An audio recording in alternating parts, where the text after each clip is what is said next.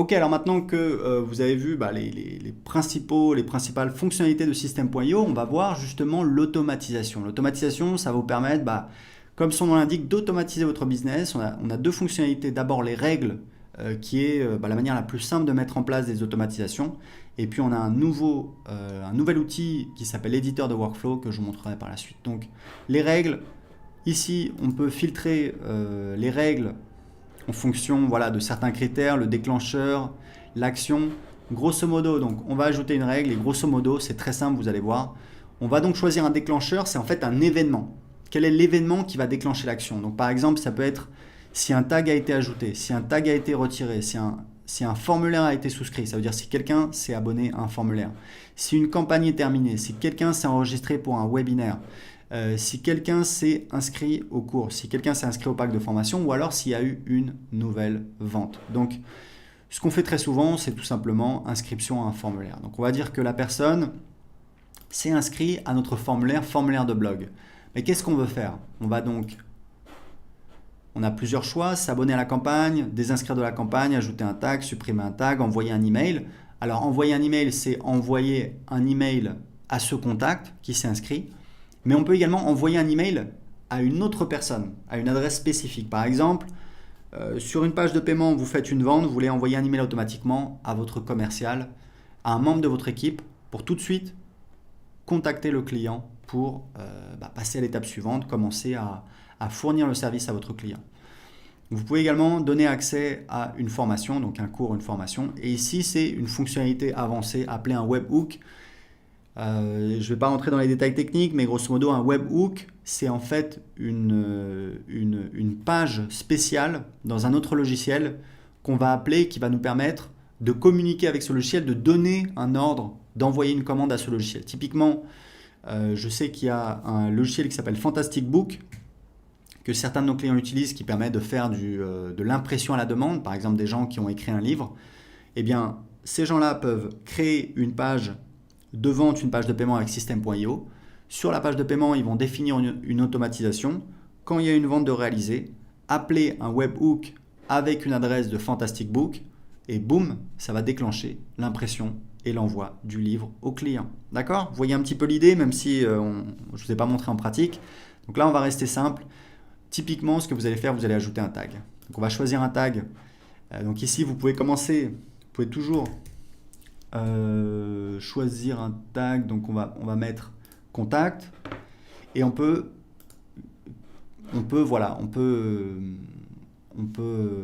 déclencher plusieurs actions pour le même événement. Donc par exemple, s'abonner à la campagne. Alors pour l'instant, je pense qu'on n'a pas de campagne. Voilà, 7 conseils pour.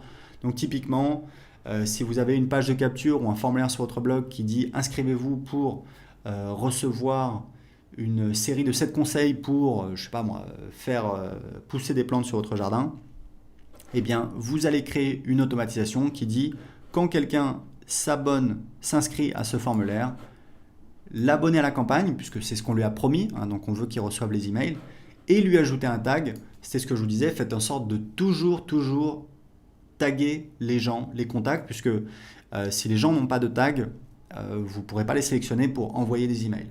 Mais vous avez un outil dans Contact qui vous permet de sélectionner uniquement, donc je vais enregistrer la règle, voilà un petit conseil. Vous avez ici dans Contact un outil qui vous permet de sélectionner, donc je pense que c'est tag, voilà. Vous pouvez choisir les gens qui ont tel ou tel tag, mais surtout vous pouvez choisir le contact n'a aucun tag. Donc là, vous allez avoir tous les contacts qui apparaissent qui n'ont aucun tag, et ensuite vous pouvez tous les sélectionner ici. Donc là, j'ai pas de contact, donc je peux pas vous le montrer, mais grosso modo, vous pouvez sélectionner individuellement, ou alors vous cliquez ici, ça sélectionne toute la liste, et ici, vous avez la possibilité d'effectuer des actions de groupe, par exemple, les supprimer, leur ajouter un tag, les exporter, etc., etc., etc. D'accord? Donc on est dans les automatisations, donc vous voyez comment ça fonctionne, les règles, vous voyez, c'est assez linéaire, c'est assez simple, et on vient de créer un nouvel outil, on est encore en train d'ajouter des fonctionnalités, c'est donc un éditeur de workflow. Alors un workflow, c'est quoi? Donc c'est un mot américain qui peut faire un peu peur. C'est une séquence de travail, une séquence d'action. L'idée, c'est que les règles d'automatisation, c'est très simple, c'est très linéaire, c'est facile à utiliser, c'est top. mais on peut vouloir faire des choses plus compliquées. Donc on va dire par exemple, alors voilà, on va mettre voilà, workflow. Et encore une fois, on est encore en train d'ajouter des fonctionnalités sur les workflows. Donc l'idée c'est quoi? C'est que vous avez un déclencheur. Par exemple, quand quelqu'un voilà, quand quelqu'un s'inscrit à ce formulaire qu'on a vu, formulaire de blog, hop, on va dire créer. Là, ce qu'on va faire, c'est qu'on va ajouter des actions. Donc, action, donc ça peut être, comme on avait vu, d'ajouter un tag. Ça peut être la première chose. Donc, on va mettre quoi? Contact, enfin, c'est pareil. Voilà, et ensuite, on va pouvoir ajouter d'autres actions. Donc, vous voyez que c'est plus complet, ça vous permet de faire des séquences. Et en fait, je vous disais, on est encore en train d'améliorer cette fonctionnalité. Grosso modo, ici, on va pouvoir ajouter des délais. Donc, par exemple, attendre 2 jours. Ensuite, en fonction d'une décision, donc typiquement, ce que vous allez faire, c'est par exemple, imaginons que juste après, donc dans votre tunnel de vente, juste après l'inscription sur le formulaire, vous envoyez les gens sur une page de vente. D'accord? Donc, je vous avais dit, c'est quelque chose qui fonctionne très bien, que vous devriez faire. Si vous avez une offre qui convertit, vous voulez qu'un maximum de personnes la voient. Le meilleur endroit pour la mettre, c'est juste après l'inscription à votre liste email, inscription sur une page de capture ou inscription sur un formulaire, puisque forcément, vous allez avoir des gens qui voient votre page de vente tous les jours. Donc, typiquement, ce que vous pouvez faire, c'est en fait inscrire tous les gens qui s'inscrivent. Donc, voilà, on va le faire ensemble, ajouter à une campagne. Et cette campagne, voilà. Donc, imaginons que sur la page de remerciement, dans le tunnel de vente, les gens voient la page de vente, ils achètent ou non.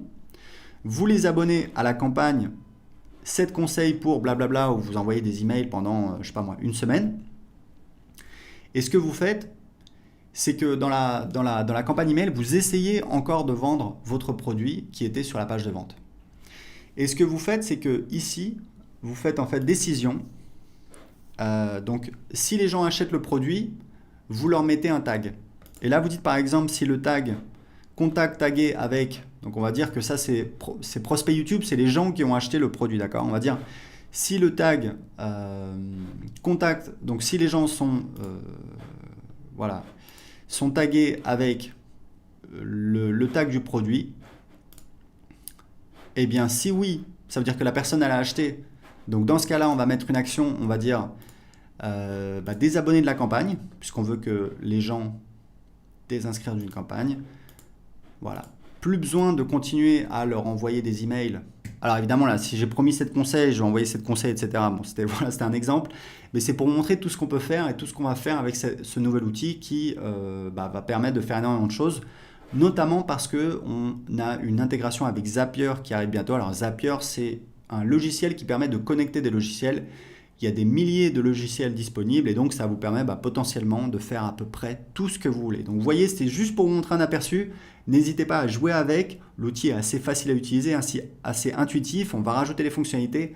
Encore une fois, si vous avez des doutes, allez sur les pages d'aide ou demandez sur le groupe Facebook. Vous avez toute une communauté qui est là pour répondre à vos questions. Donc c'est fini pour l'automatisation avec System.io.